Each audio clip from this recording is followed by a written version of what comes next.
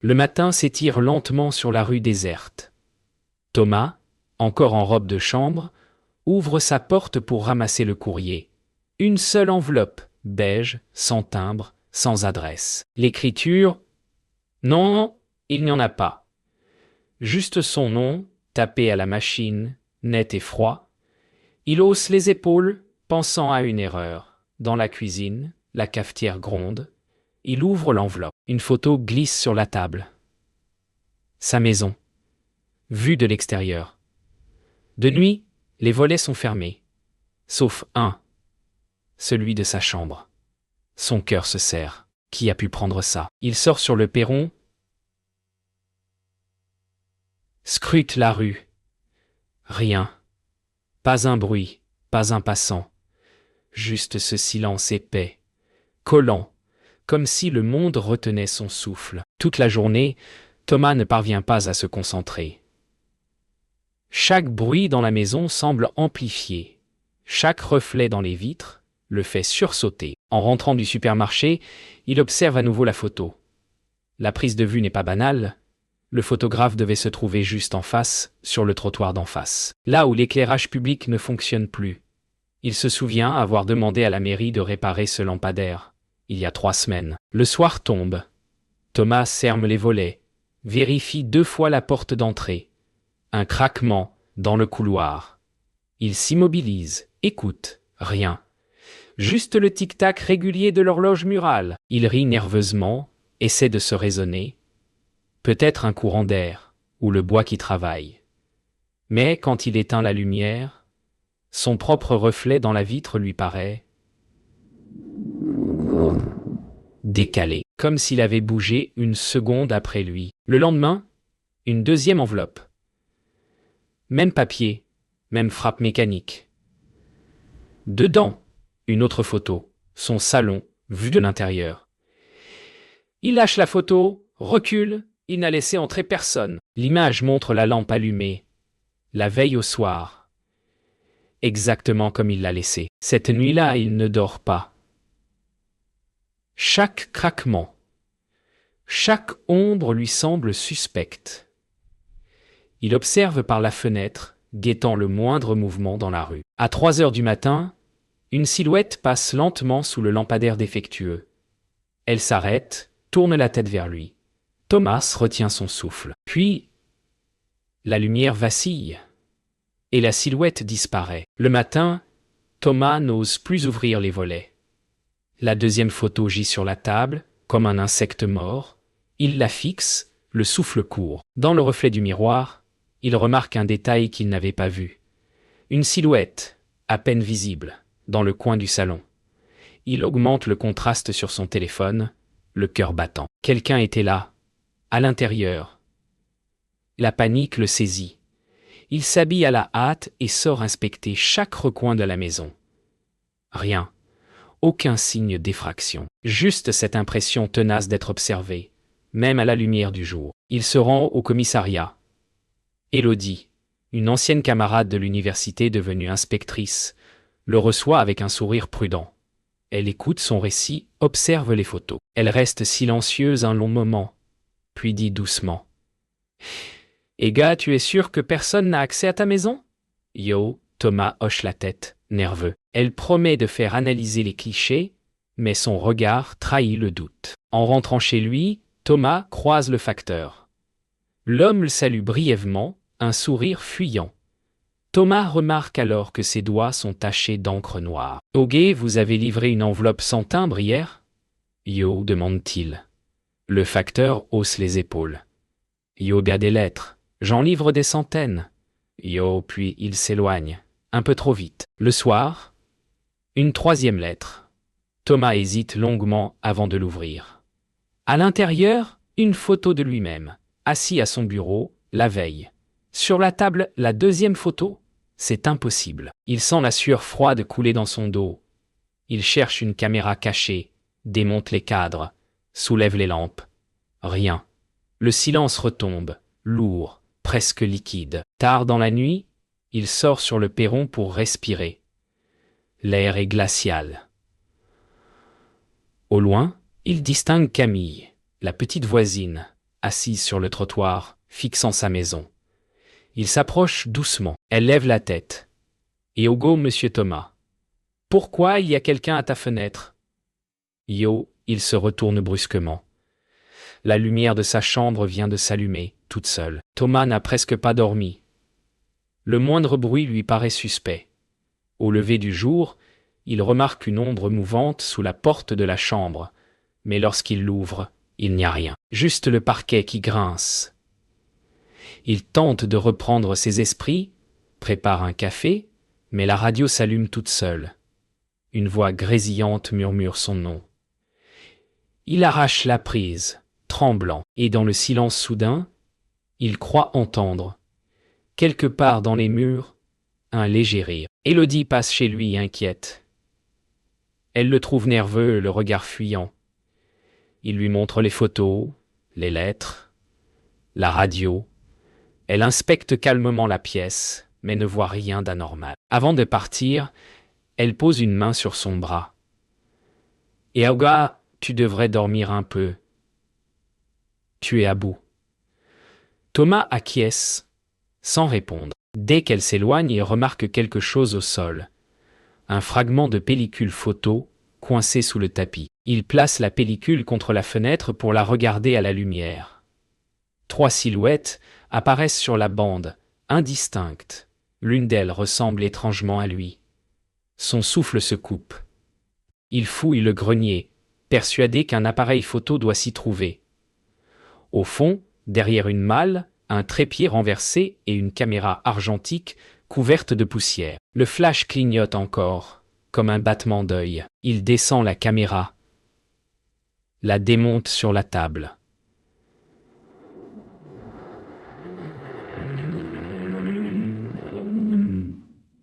À l'intérieur, une pellicule entière.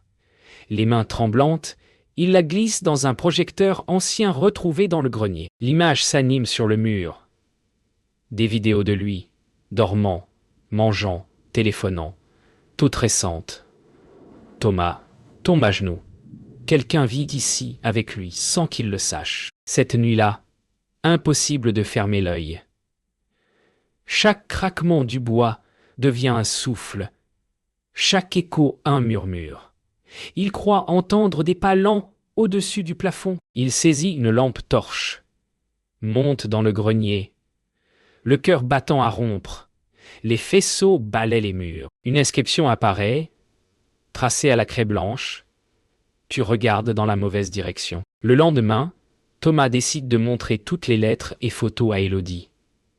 Dans le bureau de police, elle examine chaque image attentivement. Ogé, ces photos ont été prises depuis différents points autour de ta maison, dit-elle.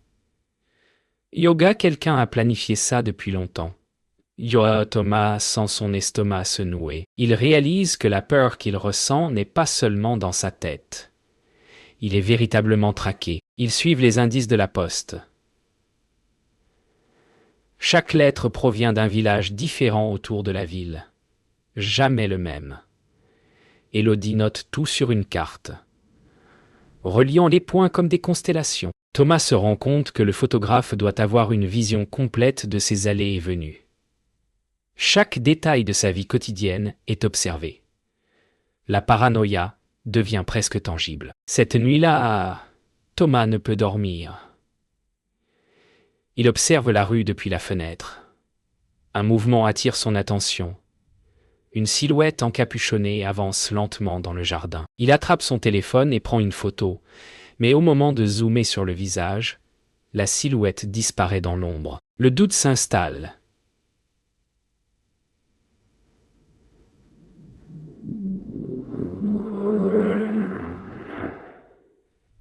Est-ce réel, ou son esprit fatigué invente-t-il ces visions? Élodie décide d'installer discrètement des caméras autour de la maison.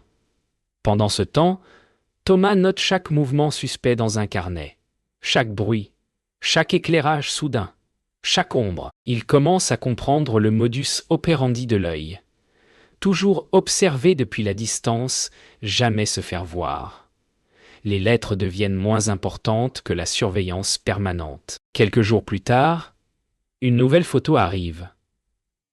Cette fois, elle montre Thomas, debout devant sa maison, capturé à travers une fenêtre de voiture en stationnement. Il sursaute en voyant son propre visage, crispé de peur. Élodie lève les yeux. « Eh gars, il faut qu'on découvre qui.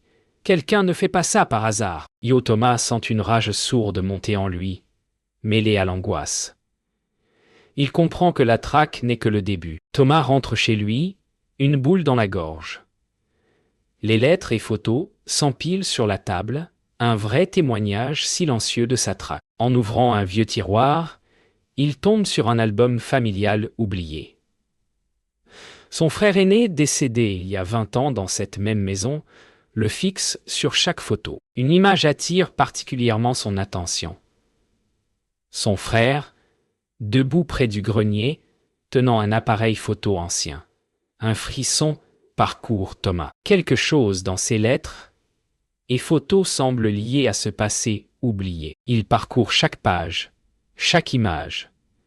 Plus il avance, plus il ressent une connexion étrange entre ses souvenirs et les lettres récentes. Une photo montre son frère dans le grenier, exactement là où Thomas a trouvé le projecteur et la caméra Panta. Une colère sourde monte en lui. Comment un passé si ancien peut-il ressurgir avec une telle intensité? Le traquer comme s'il était vivant. Élodie revient pour examiner les photos anciennes. Elle fronce les sourcils devant une image du grenier. Yoga, attends. C'est le même angle que celui de la pellicule récente au haut, dit-elle. Thomas comprend que l'œil qui le traque connaît la maison dans ses moindres détails depuis des années. L'angoisse se mêle à l'incrédulité. Qui pouvait garder un œil sur lui et sa maison depuis si longtemps? Cette nuit-là, Thomas décide de revoir le grenier. Chaque pas sur le plancher grince, chaque souffle se répercute contre les poutres. Il allume la lampe torche et observe attentivement. Une trappe dissimulée attire son attention. Il l'ouvre et découvre un ancien coffre poussiéreux. À l'intérieur, des négatifs photographiques, tous datés des années précédentes. Certains montrant son frère, d'autres, lui-même, plus récemment. La peur se transforme en horreur. Thomas recule, le souffle court. Tout devient clair. Quelqu'un a suivi sa famille depuis des années, capturant chaque instant. Le passé n'est pas mort. Il est seulement resté invisible, tapi dans l'ombre.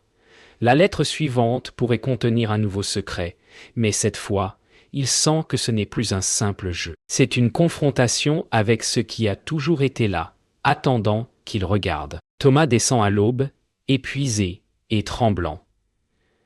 Il décide de réexaminer les négatifs à la lumière du jour. Dans la chambre de son frère, il découvre un tiroir dissimulé derrière une étagère. À l'intérieur, un petit projecteur et un cahier ancien. Il pose les négatifs un à un dans le projecteur. Les images s'animent. Son frère plus jeune, manipulant la caméra dans le grenier. Mais certaines photos le montrent lui, plus récemment, à des moments où il était certain d'être seul. Le malaise se transforme en certitude. Quelqu'un continue la traque. Élodie revient pour l'aider à analyser les images.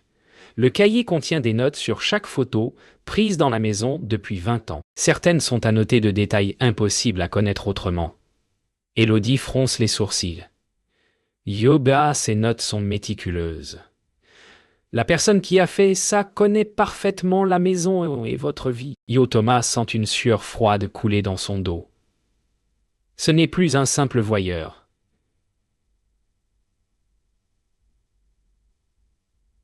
C'est quelqu'un qui connaît chaque recoin de sa vie. Il décide de projeter les images sur le mur du grenier pour mieux comprendre le fil de la traque. L'écran révèle des séquences jusqu'alors insoupçonnées. La silhouette indistincte qui le suit depuis des semaines ressemble étrangement à celle de son frère sur les photos anciennes. Une idée macabre traverse son esprit. Et si le frère n'était pas simplement mort, l'angoisse devient insoutenable. Soudain, un bruit sec retentit derrière eux. Thomas se retourne brusquement. Derrière l'armoire, un petit passage mène à une pièce cachée. Les murs sont tapissés de photographies anciennes, négative suspendue comme un musée macabre.